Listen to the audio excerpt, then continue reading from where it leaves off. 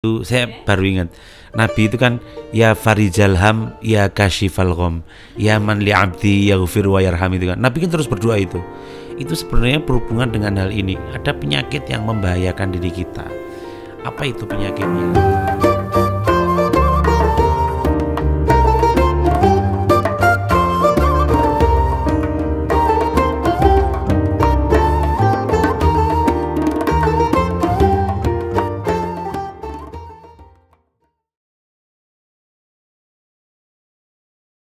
Assalamualaikum warahmatullahi wabarakatuh. Halo Sobat ITV, apa kabarnya? Semoga semuanya selalu dalam keadaan sehat dan juga bahagia.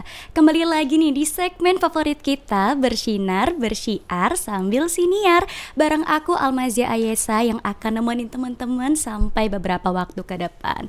Sobat ITV, kalian pernah gak sih ngerasa takut gagal, takut dapat nilai jelek, takut rencana gak berjalan dengan baik, atau bahkan rencana nggak sesuai sama ekspektasi.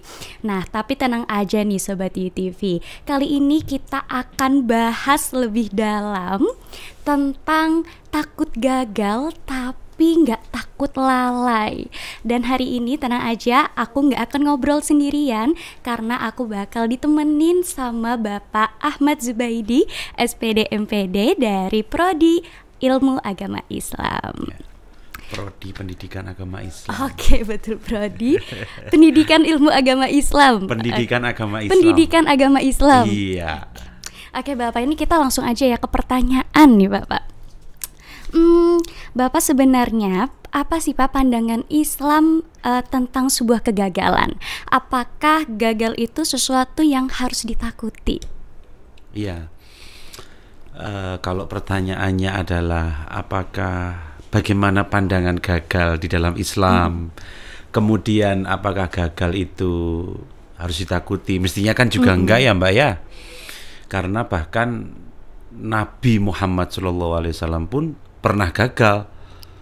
Buktinya di mana? Di perang Uhud, ya kan? Oh iya, betul. Pas waktu Nabi Muhammad setelah perang Badar kan, kemudian perang Uhud, Nabi Muhammad SAW bersama para sahabatnya kan kalah karena para pemanah itu dibilang sama Nabi untuk tidak turun merampas harta orang-orang yang diperangi, tapi malah mereka turun, ya kan?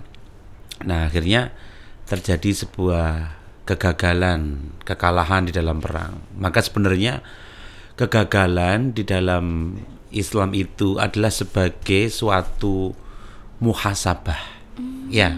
Betul, introspeksi, ya kan? Introspeksi, betul. Jadi kalau sudah orang itu bermuhasabah, jadi kalau Anda gagal, kemudian Anda itu muhasabah, introspeksi diri, maka kegagalan itu adalah sebuah peningkatan ketakwaan. Kalau katanya perang Uhud tadi, Allah membilang kalau kamu tetap tegar, berarti imanmu akan menjadi iman yang paling kuat, gitu kan? Maka sebenarnya kegagalan itu sebagai aktivitas peningkatan kekuatan ketakwaan kita, gitu loh. Jadi gagal itu adalah sebuah introspeksi, tidak boleh ditakuti, ataupun bahkan kegagalan itu kemudian ditinggalkan, malah kita melakukan hal-hal yang tidak bermanfaat. Nah, itu malah salah, ya kan? Contohnya gimana? Kalau siapa namanya Mbak Alma. Mbak Alma, ya. Mbak Alma naik sepeda kan. Kemudian Mbak Alma jatuh dari sepeda. Tiba-tiba setelah jatuh dari sepeda, terus kemudian mainan layang-layang. Nah, kira-kira apa yang akan menjadi sebuah muhasabah atau introspeksi dari Mbak Alma jatuh tadi? Kan nggak ada ya? Iya. Ya kan? Jatuh kemudian malah menikmati sesuatu yang lain.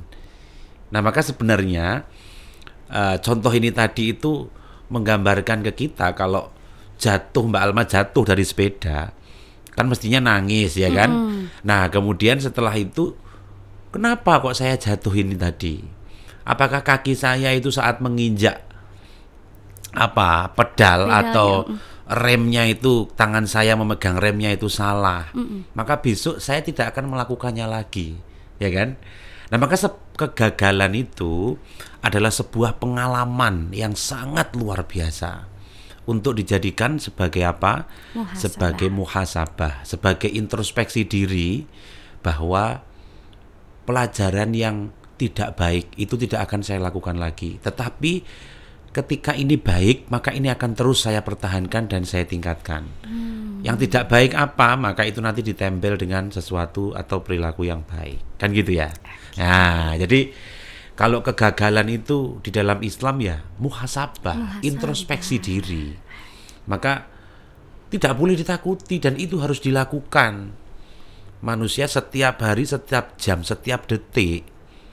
Ya, jadi teman-teman Sobat UI TV ini harus melakukan introspeksi diri. Misalkan pas waktu makan di kantin sama teman-teman ya kan. Terus teman-temannya itu pada apa namanya? Ngasih apa Mbak? Dibayarin apa namanya itu? Traktir. Ya, ditraktir, betul. Kok kamu nggak ditraktir sendiri? Maka kamu harus introspeksi seharusnya. Ya, apa yang gagal di dalam diri saya untuk berteman kepada teman-teman saya? Apakah saya itu terlalu rame? Ataukah saya itu terlalu pendiam? Atau saya terlalu apa? Nah, maka ini sebuah sebuah introspeksi. Ya, bukan untuk ditakuti kemudian malah Anda merenung di rumah, diem ya toh. Akhirnya apa? Akhirnya terjadi hal-hal yang tidak-tidak. Maka kegagalan itu tidak perlu ditakuti, nggak boleh takut. Karena kalau takut nanti jadinya overthinking ya Pak. Ya, betul sekali. Ya. Untuk Sobat ITV. Oke Pak, mungkin akan lanjut nih ke pertanyaan selanjutnya. Kenapa ya Pak banyak orang takut gagal, tapi anehnya mereka ini justru lalai dalam berusaha atau dalam menjaga amanah? Seperti mungkin kewajiban-kewajiban kita sebagai umat muslim ya Pak gitu. Dan bagaimana sih Islam memandang sifat lalai ini? Ya, ini kayak cerita di awal tadi ya Mbak Alma ya. Ketika Mbak Alma jatuh dari sepeda, kemudian malah main layang-layang, malah nggak mau introspeksi dari kegagalan itu, tidak mau mengambil sebuah kebaikan dari kegagalan kita itu, gitu kan? Nah, maka sebenarnya nggak boleh kemudian kita kok gagal, kemudian kita lalai dari kegagalan kita itu sendiri. Loh, orang lalai itu ditegur loh. Bahkan dalam sholat kok lalai itu ditegur dalam Al-Quran. Surat Al-Ma'un. Ya kan Mbak Alma ya? Fawailul lil musallin. Celakalah bagi orang-orang yang sholat. Loh, orang yang sholat kok celaka? Siapa itu? Fawailul lil musallin alladzina hum ang sholatihim sahun. Keliru Mbak. Salatihim. Ya. Fawailul lil musallin alladzina hum an sholatihim sahun. Oh ya bener deng. Saya panik ini Pak.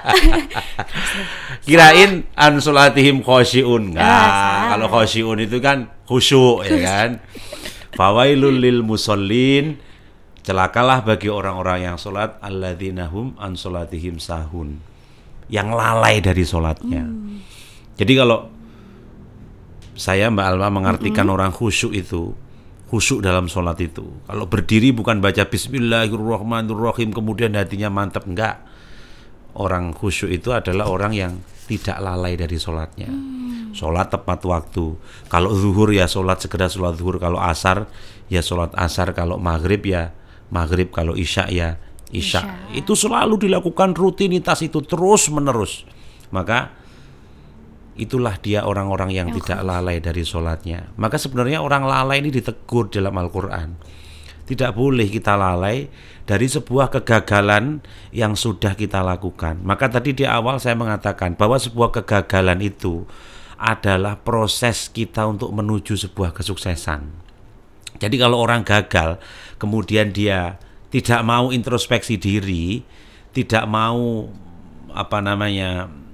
menggali dari sesuatu yang menjadikan kita tadi itu gagal, maka ya sudah, semuanya itu akan menjadi atau menjadikan diri kita itu sebagai diri yang tidak mau berkembang, akan duduk saja di sebuah kegagalan. Bayangkan kalau misalkan air laut itu menghantam batu terus-menerus, dia tidak mengerti arti dari sebuah kegagalan, batu itu nggak akan tergerus. Betul. Ya kan? Maka contohlah air itu. Air itu tidak punya rasa. Kok dia itu, oh saya itu kok gagal ya? Ya Pak, udah selesai wes nggak jadi gitu. Enggak. Coba bayangin kalau air laut itu ya Mbak, itu diem terus, wah nggak usah ngantem batu lagi gitu. Karena dia nggak mungkin bisa pecah batunya gitu. Nah, selesai kan? Tapi enggak. Air laut itu terus menerus dia menghantam terus. Walaupun dia menganggap dirinya itu, oh saya nggak mampu, nggak kuat. Tetapi kalau itu dilakukan terus menerus dan diintrospeksi terus menerus, maka batu itu akan hancur. Gitu loh. Jadi ya, tekad kuat di dalam diri untuk menjaga sebuah kekuatan bangkit dari sebuah kegagalan itu penting sekali. Dan kita tidak boleh melalaikan dari hal-hal yang sudah terjadi. Maka itu namanya tidak mau introspeksi diri. Nah, maka mahasiswa saat ini kan sering toh, lu gue gitu kan. Ya, yang salah lu, ini perbuatan lu, gue nggak salah gitu kan. Dia nggak mau introspeksi diri. Nah itu loh sebenarnya sifat yang menjadikan orang itu tidak mau berubah dari sebuah kegagalan. Dia akan menjaga seolah-olah jati dirinya untuk bisa tetap berdiri tegak gitu ya. Padahal sebenarnya sebuah kesalahan, sebuah kegagalan itu adalah sebuah introspeksi, muhasabah tadi. Muhasabah teman-teman. Makanya nggak boleh lalai ya Mbak Alma ya. Nggak boleh lalai Sobat ITV.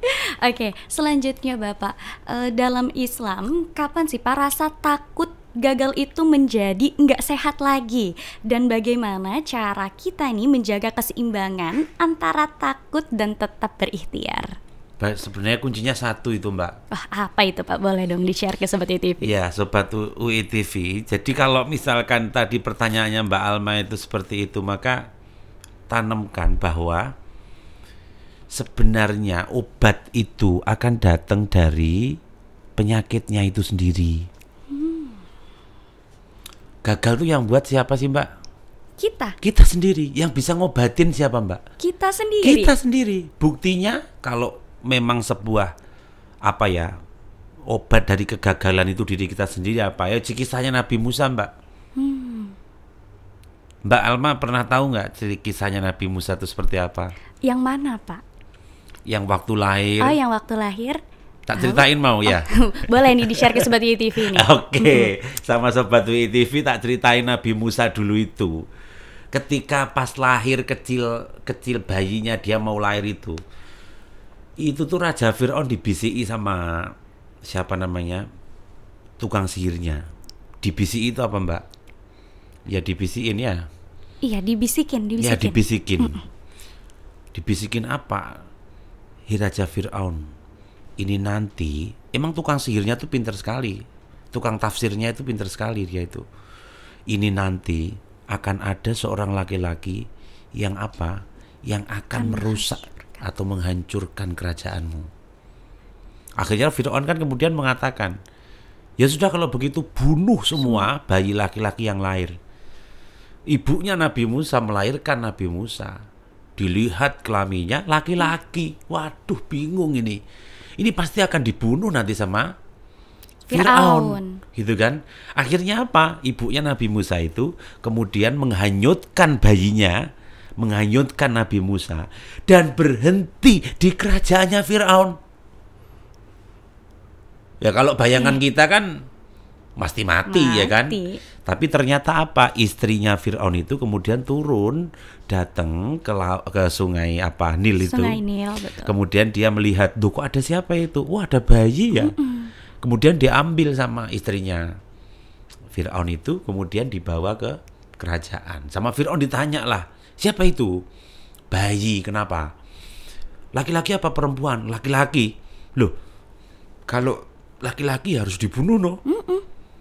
Itu kan kenapa perintahnya. Iya, perintahnya Fir'aun gitu. Tapi kemudian, makanya ada kalanya seorang istri itu takut sama laki-laki. Kemudian istrinya bilang, jangan macam-macam, ini bayi laki-laki yang nemuin saya. Maka ini khusus, dia tuh datang sendiri, jangan dibunuh. Maka penyakitnya itu di Raja Fir'aun yang memerintahkan untuk membunuh bayi laki-laki. Ternyata Nabi Musa itu malah nggak dibunuh di kerajaan Fir'aun. Maka di mana ada penyakit ya di situ obatnya. Di situ obatnya. Kalau kamu punya sebuah gagalan ya, ini kan bisa dikiaskan dengan hal seperti ini. Berarti obatnya itu adalah diri kita sendiri. Maka ya boleh collaboration kita berbantuan dengan orang lain boleh. Tetapi sebenarnya yang harus fight, yang harus harus gentar dan harus semangat dan harus meyakinkan itu adalah diri kita sendiri. Maka nggak bisa diri kita sendiri kalau tidak diobati. Maka nggak boleh takut, ya Mbak Alma ya. Nggak boleh takut Sobat WTV. Kalau gagal kemudian takut, kemudian tidak boleh. Karena apa? Karena obatnya ada di diri. Kalau kita takut malah akan semakin down, gitu ya. Maka penyakit itu juga akan sembuh kalau diri kita itu semangat untuk bisa sembuh. Atau lebih tepatnya kalau kita mau berproses untuk menuju sebuah kesuksesan dari kegagalan yang telah kita lakukan. Jadi takut itu sebenarnya wajar ya Pak ya? Wajar, enggak apa-apa. Dan itu harus seimbang Mbak sebenarnya. Antara takut dengan ikhtiar, ya itu harus seimbang. Boleh takut, boleh, enggak apa-apa. Tapi jangan berlebihan. Kalau sampai Anda takut berlebihan, maka ya jadinya akan tadi down. Semuanya tidak akan bisa berjalan dengan baik. Ya. Begitu Sobat ITV. Jadi teman-teman boleh takut tapi tetap sama ikhtiarnya. Iya, betul sekali. Oke Pak, kita lanjut ke pertanyaan selanjutnya nih. Pasti Sobat ITV udah pada penasaran nih. Bagaimana sih Pak Islam mengajarkan tentang pentingnya amanah dan tanggung jawab dalam setiap aspek kehidupan kita, bahkan dalam hal-hal yang kecil sekalipun. Ya. Jadi Islam memang mengharuskan kita juga untuk menjaga sebuah janji ya. Orang itu disebutkan bahwa ada orang munafik itu ketika dia itu tidak mampu menjaga sebuah janji. Jadi ini tadi sebenarnya berkait dengan apa yang disampaikan di awal-awal tadi ya Mbak Alma ya. Jadi dari sebuah kegagalan. Sebenarnya amanah, kemudian janji, kemudian apapun yang akan kita lakukan itu semuanya berada di dalam diri kita sendiri. Jadi kita nggak akan bisa mengatur itu kalau diri kita ini tidak mampu tadi di awal mengobati dengan diri kita sendiri itu sendiri. Ya, kakek banyak kata sendiri. Makanya kembalinya ke diri sendiri. Ada dalam Islam dikatakan man arafa nafsahu faqad arafa rabbahu, ya kan? Barang siapa yang tahu akan dirinya sendiri maka dia akan tahu tentang Robnya atau Tuhannya. Nah, ini kan sebenarnya bisa dikaitkan bahwa diri kita itu menjadi sesuatu yang paling penting, baik untuk menjaga amanah, untuk melanggengkan sebuah janji dan lain sebagainya. Jadi semuanya itu berasal dari diri kita sendiri. Jadi kalau pengen jaga amanah ya kita harus tekad, belajar. Caranya gimana? Dipaksa. Kayak sedekah itu. Kan katanya sedekahlah yang banyak gitu kan. Kalau nggak banyak nanti bla bla bla gitu kan. Nah kalau kita nggak pernah sedekah ya nggak apa-apa juga, itu kembali ke diri kita sendiri. Tapi kalau pengen kita bersedekah ya dipaksa. Ya, maka itu menjadi hal yang sangat penting untuk kita masukkan ke dalam hati yang paling dalam bahwa diri kita sendirilah yang sebenarnya menjadi kekuatan dari itu semuanya ya. Ya tadi ada man arafa nafsahu faqad arafa rabbahu. Jadi kekuatan diri sendiri itu luar biasa Mbak. Itu ya. Okay. Wah ini jadi menarik nih Sobat ITV, karena sebelumnya tuh saya pernah lihat salah satu konten di Instagram gitu Pak. Jadi ada seorang wanita yang bilang saya itu menjadi percaya diri dan saya nggak overthinking karena saya itu selalu menepati janji sama diri saya sendiri. Jadi ketika kita punya janji sama diri kita sendiri, kita akan selalu tepati itu. Sekecil kayak saya mau sholat tepat waktu nih teman-teman. Saya mau sholat tepat waktu maghrib ini gitu misal. Dan kita tepati itu dan akhirnya itu meningkatkan rasa percaya diri kita dan kita jadi nggak takut lagi Pak dan nggak overthinking lagi. Ya betul sekali. Tapi kadangkala juga istiqomahnya itu yang agak sulit. Betul itu teman-teman. Ya, disiplin dalam menjalani waktu, disiplin dalam menjalankan aktivitas. Ya, itu yang sangat sangat sulit juga. Karena memang benar al-istiqomatu khairum min alfi karomah. Ada banyak ulama yang karomah-karomah yang sangat besar, tetapi itu semuanya akan kalah karomah itu dengan sebuah keistiqomahan atau sebuah disiplin itu tadi. Maka ya tadi berkaitan lagi ya, salah satunya adalah disiplin. Disiplin dan istiqomah itu harus gandengan. Ya, disiplin itu bahasa Arabnya istiqomah, Mbak. Oh iya, benar sih Pak. Iya. Okay. Disiplin atau istiqomah. Disiplin atau istiqomah. Terima kasih Bapak. Oke. Oke, kita lanjut nih untuk pertanyaan selanjutnya ya Pak. Mungkin bisa jadi pertanyaan terakhir juga. Sebenarnya apa sih Pak tips dari perspektif Islam supaya kita bisa menjaga konsistensi usaha, tidak lalai dan tetap semangat meski sering ada perasaan takut gagal. Ya, gitu. Yang pertama tadi pastinya disiplin. Ya, pastinya disiplin. Ya, disiplin itu adalah hal kecil, tetapi itu sulit untuk dilakukan. Benar banget. Ya kan? Benar. Sulit untuk dilakukan. Tapi kan sekarang caranya banyak ya Mbak ya. Ada alarm, ada pengingat, ada di HP itu ada kalender yang selalu memberikan reminder kepada kita, ya kan? Nah, itu sebenarnya tinggal usaha kita saja, tinggal ikhtiar kita saja. Bagaimana kita bisa kembali lagi tadi menguatkan diri kita sendiri untuk bisa menjadi seseorang yang disiplin. Maka semuanya akan kembali pada diri kita lagi. Kalau kita nggak mampu untuk menguatkan diri kita menjadi seorang yang disiplin, maka itu pun juga tidak akan terjadi. Mulai kurangi hal-hal yang tidak penting, ya kan? Wah, ini penting banget. Ya, mulai kurangi hal-hal yang tidak penting. Kalau ada sesuatu hal yang tidak penting terus itu dilakukan terus-menerus, maka itu juga akan merusak kedisiplinan kita. Kemudian juga yang selanjutnya adalah jangan lupa untuk selalu berdoa. Walaupun doa itu adalah sesuatu yang kecil, tetapi doa itu bisa merubah segalanya. La yarudul qadra illa addu'a'u. Ya kan, Mbak? Tidak akan ada yang bisa menolak, tidak ada sesuatu apapun yang bisa menolak takdir itu illa addu'a'u, kecuali doa. Ya. Cinta ditolak, doa bertindak. Jangan. Ya kan? Ya, jangan pacaran, nggak boleh. Iya, besok aja kalau udah mau nikah, ya kan? Iya, kalau sudah mau ngelamar, cinta ditolak, doa bertindak. Lo bisa jadi loh. Orangnya nggak mau, kamu doain siang, malam, pagi, sore, dia jadi mau lah. Makanya jangan lupa berdoa. Kegagalan pun juga begitu, Mbak. Ya kan?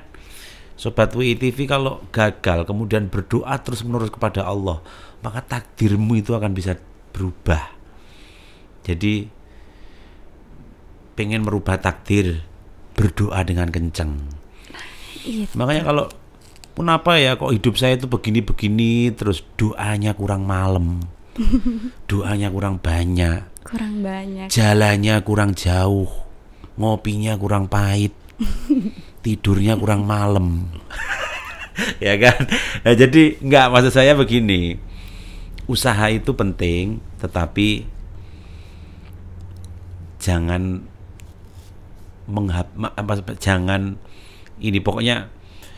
jangan mengenolkan jangan menghabiskan atau jangan meniadakan sesuatu yang membuat kamu bahagia. Ya, kuncinya itu. Jadi doa, kemudian yang pertama tadi apa, Mbak? Disiplin. Kemudian yang kedua adalah doa yang dibarengi dengan sebuah usaha, ya. Kemudian yang ketiga, yang keempat tadi ini Mbak, disiplin, doa, usaha, ya kan. Kemudian yang keempat adalah tidak meninggalkan sesuatu yang menjadikan kita bahagia. Tetapi sesuatu itu tidak mengurangi hal-hal yang paling penting di dalam menjaga konsistensi kegiatan yang positif tadi di awal, gitu ya. Jadi kalau malah ditinggalkan, dinolkan, dihabiskan sesuatu yang tadi itu, maka itu pun juga tidak akan menyenangkan, membahagiakan diri kita. Karena sesuatu yang membahagiakan itu harus tetap ada, walaupun itu sedikit. Pak, saya sukanya itu main game. Ya nggak apa-apa lah, silakan main game. Bukan nggak boleh main game. Main game itu ditiadakan karena itu hal-hal yang tidak positif gitu kan. Oh enggak, boleh lah, tetapi diatur jadwalnya. Jangan sampai lalai. Ya, jangan sampai lalai dari sesuatu yang sudah kita rencanakan di awal. Silakan, saya itu sukanya ngopi Pak, silakan. Kalau mau ngopi pun silakan, tidak apa-apa. Tetapi jangan sampai meninggalkan atau jangan sampai belajarmu itu atau jadi terbengkalai, jadi iya lupa. Atau belajarmu mengganggu ngopimu. Kebalik dong ya, Pak. Jangan sampai ngopimu mengganggu belajarmu gitu ya. Kan belajar sambil ngopi juga bisa. Nah, betul. Nah, jadi hal-hal yang yang menjadikan diri kita itu bahagia itu boleh tetap ada dalam diri kita, tidak ditinggalkan sepenuhnya atau ditiadakan, dinolkan, enggak. Semuanya itu tetap berjalan, tetapi mereka memiliki prioritas dan juga porsinya masing-masing gitu. Alhamdulillahirrahmanirrahim. Terima kasih Bapak. Itu dia tadi pembahasan tentang takut gagal tapi nggak takut lalai. Bentar Mbak, ada sebenarnya sedikit satu lagi. Boleh banget tuh Pak. Ada penyakit yang bahaya sekali itu. Apa Mbak. itu? Ada penyakit ham dan ada penyakit gham. Nabi itu saya baru ingat. Nabi itu kan ya farijal ham ya kashifal gham, ya man li abdi yaghfir wa yarham itu kan. Nabi kan terus berdoa itu. Itu sebenarnya berhubungan dengan hal ini. Ada penyakit yang membahayakan diri kita. Apa itu penyakitnya? Namanya penyakit ham. Ya, penyakit ham itu. Penyakit ham itu penyakit yang kita itu akan selalu was-was terkait dengan apa yang akan kita lakukan dan itu belum terjadi. Gitu loh. Misalkan Mbak Alma mau nikah, ya kan?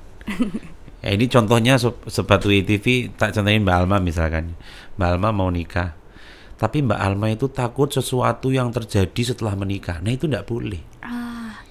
Kalau bahasa sekarangnya tuh mirip sama overthinking ya Pak? Iya, betul sekali. Tadi disebutkan sama Mbak Salma di awal kan. Nah, ini saya kaitkan tadi penyakitnya namanya penyakit ham. Ya. Dan ini sangat bahaya sekali. Maka kalau kita sering takut tadi di akhir tadi, jangan takut sebenarnya. Takut boleh tapi sedikit aja. Takut boleh, nggak apa-apa, tapi jangan banyak-banyak. Kalau terlalu takut nanti jadinya penyakit ham atau penyakit apa tadi Mbak? Overthinking. Iya. Kita udah dibeliin tuh sepeda baru, udah punya sepedanya, punya uang, tapi mau naikin tuh takut jatuh. Nanti di jalan takut ditabrak orang. Kalau ditabrak orang nanti wajah saya jadi jelek. Kalau wajah saya jadi jelek, saya nggak jadi nikah. Kalau nggak jadi nikah, pacar saya nggak suka. Wah, semuanya ditakutin. Semuanya dipusingin. Nggak boleh. Padahal itu belum tentu terjadi. Iya, karena kegagalan itu adalah sebuah awal dari kita merancang kesuksesan tadi. Oke, itu dia quotes akhir dari Pak Ahmad Zubaidi. Oke, semoga teman-teman semua yang mendengarkan mendapatkan banyak manfaat dan juga semangat baru dalam menjalani setiap amanah yang Allah titipkan kepada kita semua. Untuk teman-teman, jangan lupa untuk like, comment, share, and subscribe YouTube channel Universitas Islam Indonesia. Terima kasih. Wassalamualaikum warahmatullahi wabarakatuh.